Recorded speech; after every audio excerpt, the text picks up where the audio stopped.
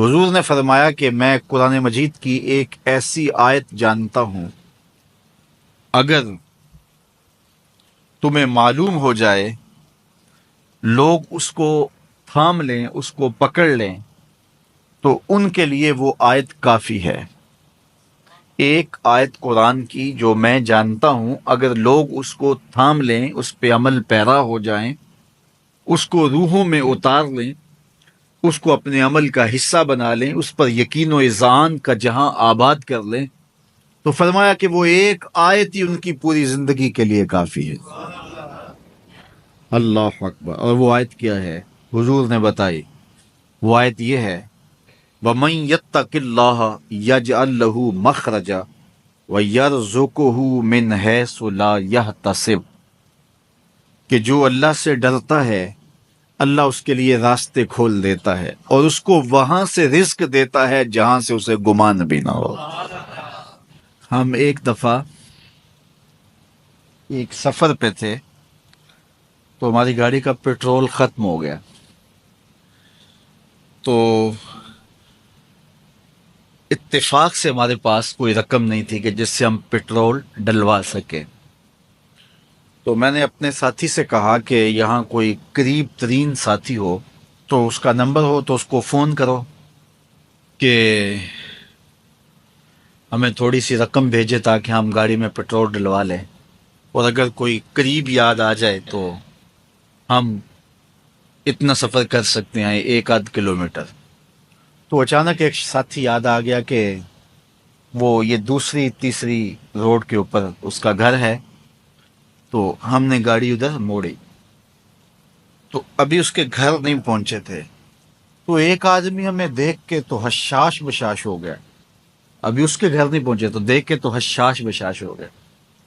تو ملا، واقفیت بھی تھی، لیکن اتنی زیادہ اس سے جو ہے وہ شناسائی نہیں تھی۔ کسی اجتماع میں اس نے ہمیں بلایا تھا، تو ملاقات ہوئی تھی وہاں، ہم بیان کر کے اس کے علاقے میں، تو وہ لاہور آیا ہوا تھا، تو ہماری وہاں وہ ملاقات ہو گئی وہاں۔ تو وہ جلدی سے جیب میں ہاتھ ڈال کر کے، تو کچھ رقم تھی اس کے پاس، تو میں پیش کر کے کہنے لگا کہ وہ 2-3 سال پرانی بات، کہتا وہ آپ ہمارے جلسہ میں گئے تھے، ہم آپ کی کوئی خدمت کرنا چاہتے تھے لیکن آپ ہمیں پکڑا ہی نہیں دیے۔ تو یہ ہے آپ کا نذرانہ۔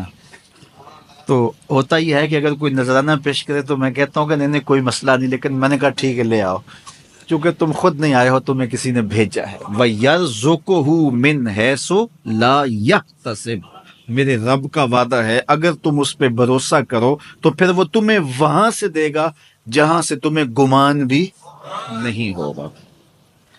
یہ یہاں ٹول پلازا ہوتا تھا نا، یہاں یہ جو پنڈی بائی پاس کے باہر، ہم 3 دن کا مسلسل سفر کر کے آئے، تو جو رقم وغیرہ تھی تو وہ کہیں راستے میں ختم ہو گئی۔ جہاں جیب میں ہاتھ ڈالا تو ہمارے پاس وہ اتنے پیسے بھی نہیں تھے کہ وہ ٹول والے کو دے سکے۔ تو